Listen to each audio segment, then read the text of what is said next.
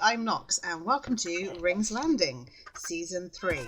To learn a bit more about Rings Landing and how it all began, I'm going to put a link in the description to the Rings Landing YouTube channel where you can go and find Poke's video where it explains a little bit more about the backstory of this server. Today I've got a few things that I want to do. The first one and the main one is going to be a Valentine's Day surprise for the other people on the server. But before that, I'd like to take you around the server, give you a bit of a tour, show you some of the things that I've done, and we'll go from there. Okay, let's go. Okay, as you can see, this is my tiny little hole in the wall, and it literally is a hole in the wall. When I first joined the server, I came across this island, which I quite liked, and there was literally this little shape here, so I just dug myself into a little hole in the wall, stupidly put up a door thinking I'd be safe, forgetting that it was hard mode, and a witch came in and killed me on my first night, so not the best thing. But dug down, found a natural little cave area, and so far this is my tiny little starter base. I know it's not pretty, but that's kind of the whole point. If I made too much of an effort with it, I wouldn't really want to be making the effort to build the actual base I want to do.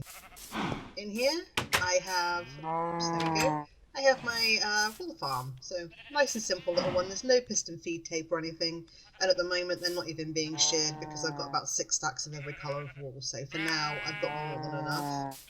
I have my 2 cow farms as well, mainly just to get the leather, but the food is a bit of an extra. There's no real need for this. I just used this to, I could have put a micro crop farm in, but I decided, because I was putting a few bees over there, that it'd be nice to have a little old school kind of crop area here, which I can then use to breed these guys as well. So I've got my 2 little bees sections over here, the hive and the nest. It's just a nice little area for them. Ignore the strange bits of birch up there. I found that the bees were actually getting stuck in it, so until I actually put something up there to stop it, I've just dumped that in there for now. Now over there is my iron farm, which I'm going to need to do a little bit of work on because it's kind of been a bit temperamental. I don't know if it's something to do with the adjustments of the design that I've done, or if it's simply because the iron farms on the server at the moment aren't working as well as they should be. But that is a project I will probably be doing in the next few days. Hello, Mr. Pillager guy, he's under there somewhere. Okay, yeah, sorry about that. I had a slight technical issue where everything decided to disconnect itself. But as you can see here, you've got a pillager under there, but I think he's actually a pillager captain. And because I've got my villagers here, I really don't want to raid, so we can just kind of stay down there. Not a problem. This ugly bit here is just showing me where I've got to go down to get to my skelly farm. That up there will actually be the actual base when I get around to doing it. I've got to get lots more oak wood to fill the whole thing in and then kind of design how it's going to be. The whole idea for this particular area and for my base in general is kind of steampunk inspired, but not exactly. So it's kind of my own take on it. And there's a bit of a story and a lore that I want to kind of create with it, being that these people that came on this ship and this pillar over here is going to be, well, there's going to be a small like airship with like a hot air balloon design on it and a few other things, an actual boat on the on the water there as well. But there's a reason and a lore for why they're here, why they've had to move here from where they were before. So they would have set up lots of different outposts and shops and farms all around the area.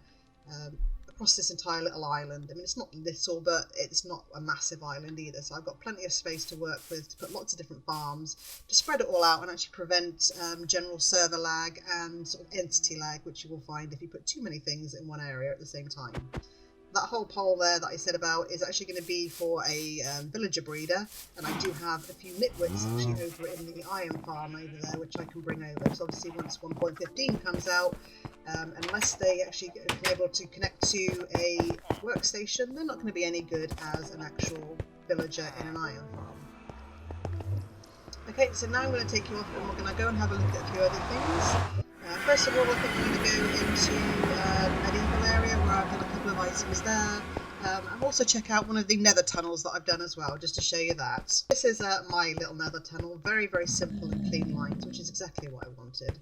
I can do more fancy if I wanted to, but I like the idea of it being very simple.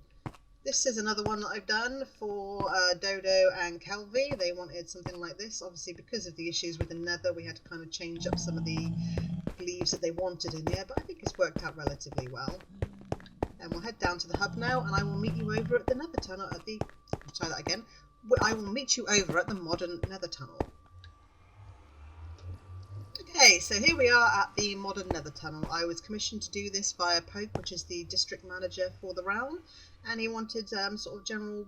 He actually asked for skyscraper facades along here. I decided to do something a little bit different, and we've got a couple of simple facades here of some modern builds that I've added in. Slightly bigger, then going into the skyscraper there at the end.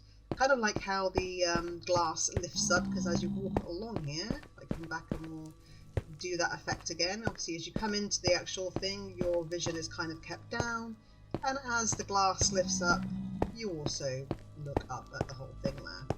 Because there was a massive section of netherrack and nether here, and we obviously can see the nether, I spoke to Poke and he was quite happy with me actually adding this in here like this and having a little nether cave on this side of it here just to fill it in, rather than walling it off with glass and just seeing a blank wall there. So I think that actually looks quite nice. And there is going to be a competition over in that area to build a load of skyscrapers, so that should be interesting to see when they start to go up. Okay, from here we're going to head over into the medieval district, and I will meet you when we get there.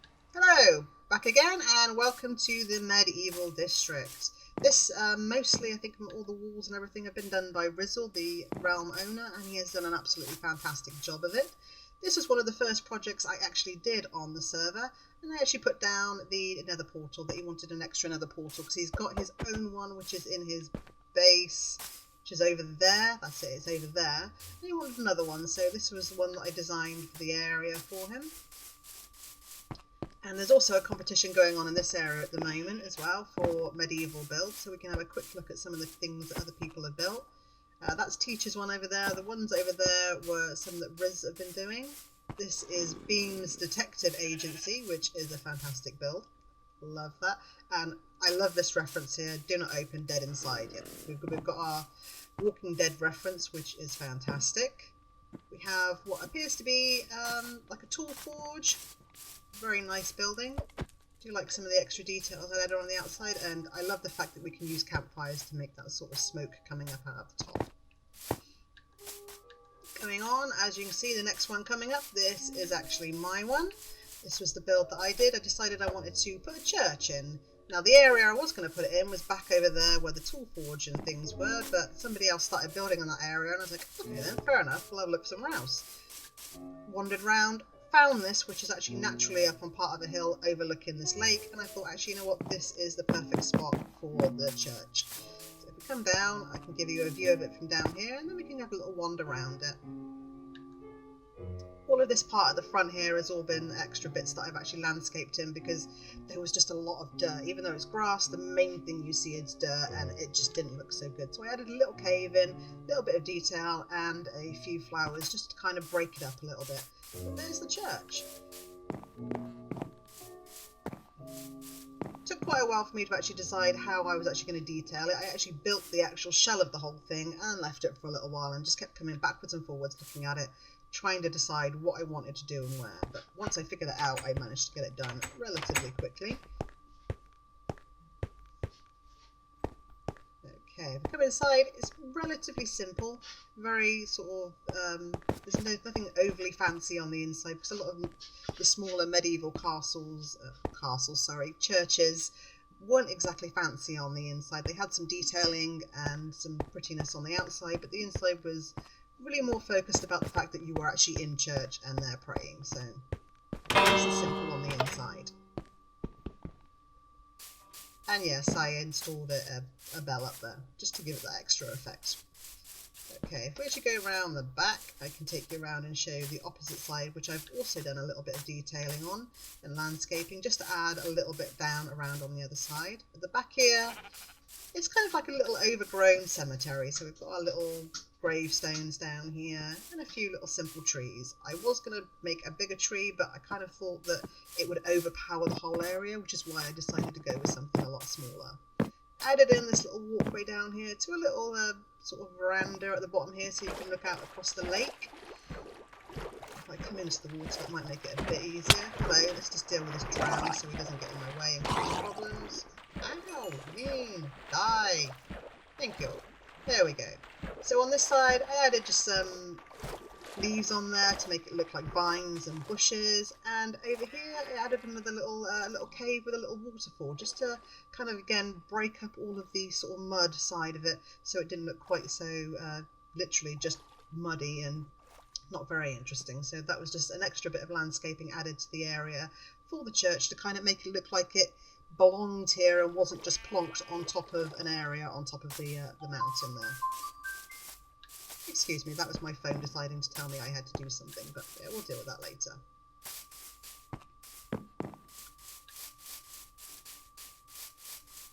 Okay, from here what I'm going to do is I'm just going to head straight into the shopping district and we'll get on with the project that I decided to do today, and then we can, if I've got time, I will show you some of the other farms. I do have a raid farm and a spider farm and a skeleton farm, but they're not hugely interesting to look at. If you wanted to know what the raid farm looks like, I would suggest going and checking Old Guy's channel, because I actually used his most recent insta-kill raid farm design to actually build it. So it is literally just that, and it works amazingly. So I will meet you once we get into the shopping district. Okay, welcome to the shopping district. This is all of our shops are, and obviously our courthouse, and obviously another pillager, which I believe is actually stuck under here, because occasionally I see the captain's banner stick up around this area. And we have our mayor candidates as well, one of which is kind of drunk. So yeah, I'm not voting for him. So that is our courthouse, where we've got our post office and other things in there. There's also a community enchanting area. We've got lots of different shops. That's for the medieval build. The trident one is mine. Doesn't really pull in a lot of diamonds, but that's perfectly fine. I kind of like the build anyway, so I'm not really that bothered. Lots of really cool builds. This is a relatively new one here, and I absolutely love this design. It looks so cool. I'm not entirely sure off the top of my head whose this is, actually. I will have to double check on who that is, but I do really love this one. It's a really nice building.